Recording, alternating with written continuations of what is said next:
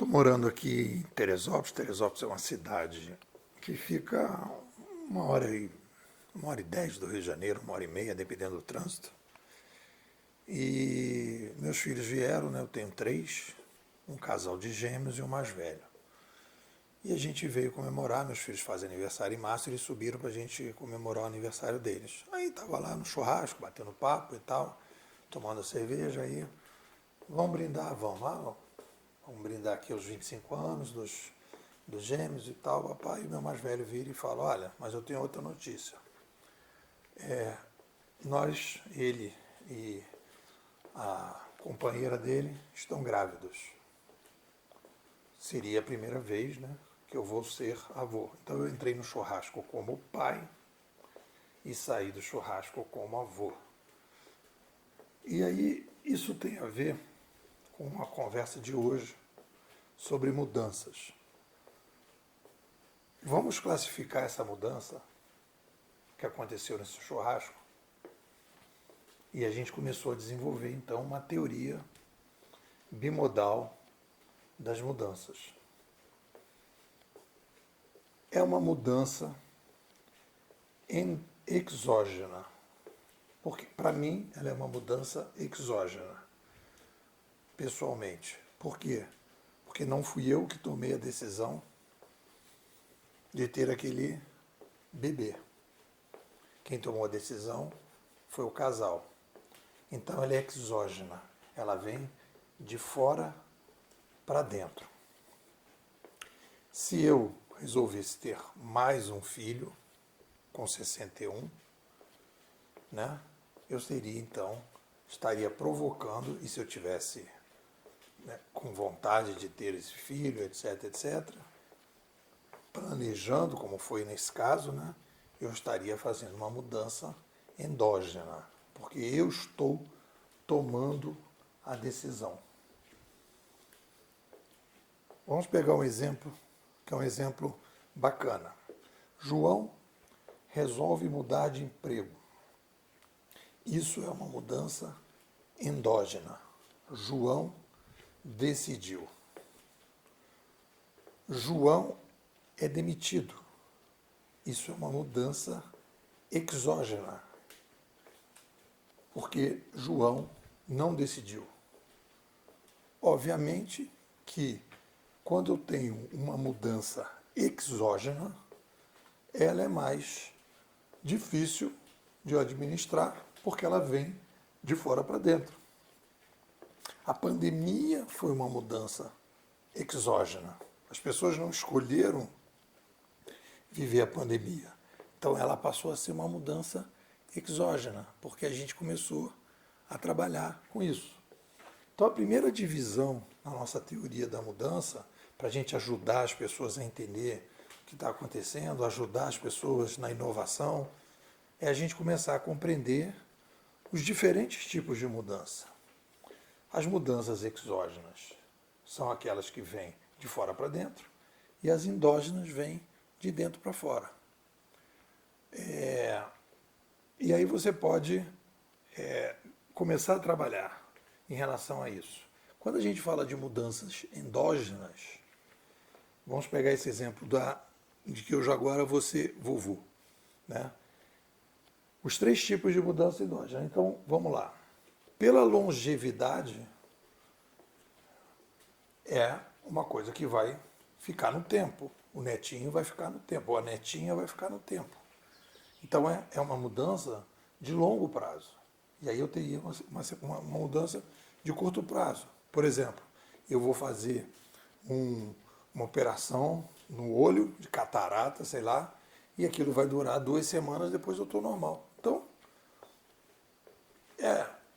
vai durar para sempre, né? Mas é uma coisa de curto prazo. Vai ser um negócio que a gente vai trabalhar no curto prazo. Reversibilidade. Um neto é irreversível. Então essa mudança ela é irreversível. O casal vai ter um filho e essa mudança é irreversível. Então, dali para frente, eles passam a ser pais e não vão mais mudar. No meu caso especificamente, né, A dificuldade, para mim, a dificuldade é menor. Para eles, a dificuldade é maior. Então, eu vou dizer que é uma mudança longa, de longo prazo, irreversível, e que para eles vai ter um enfrentamento, né, dessa dificuldade, e para mim menos. Olha só como é importante a gente vendo as mudanças e esses detalhes, para que a gente possa, quando a gente vai viver várias mudanças na vida, a gente entender, né? Quando minha mãe morreu, aquilo ali é um choque, né? Porque ela é irreversível, ela é de longo prazo e ela tem uma grande dificuldade para você se adaptar. Porém, a minha mãe entrou no hospital, ficou um longo período, e a gente foi se preparando. É bem diferente de você ter uma notícia que fulano sofreu um acidente de carro e ele faleceu. Então, ali você tem um problema, porque você aumenta a dificuldade pela rapidez, pelo inusitado da situação.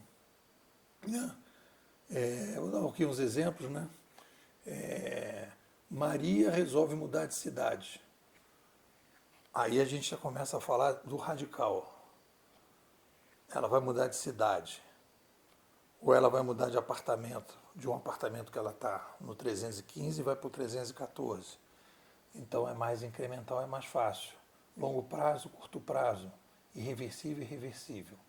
Então, vamos lá numa regra. Quanto mais as mudanças endógenas forem irreversíveis, radicais e de longo prazo, mais difíceis serão de ser tomadas. E isso vai ajudando a gente no processo de tomada de decisão. Essa é a ideia da teoria bimodal das mudanças. E as mudanças exógenas, né? As exógenas, a gente vai dividir elas em 4 possibilidades, né? O estranhamento, velocidade, perenidade e conhecimento. O que a gente está vivendo hoje é uma mudança dread no mundo. É uma mudança desconhecida, radical, estrutural e disruptiva. E aí gera uma dificuldade muito maior de adaptação. E aí tem uma frase que eu gosto nesse artigo, que é a seguinte. Vamos lá. Uma frase que eu peguei nesses livros de excelência que eu estou lendo. Quanto mais conscientes somos, mais podemos criar os contextos em que vivemos e acreditar na possibilidade de mudança. Ellen Langer. Ou seja, quanto mais a gente tiver uma teoria forte da mudança, mais a gente está preparado para elas. É isso. O que vocês dizem? Pessoal, Bimodais, futurismo para empreendedores. O que é a nossa escola? É uma startup. É uma startup conceitual.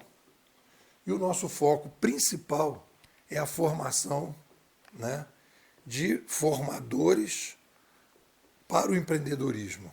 Óbvio que o empreendedor se beneficia, mas existe a necessidade da gente dar uma guinada no empreendedorismo brasileiro. O empreendedorismo brasileiro ele é desteorizado. A gente não entende o que é uma revolução de mídia, a gente não entende que uma revolução de mídia vem de um aumento populacional.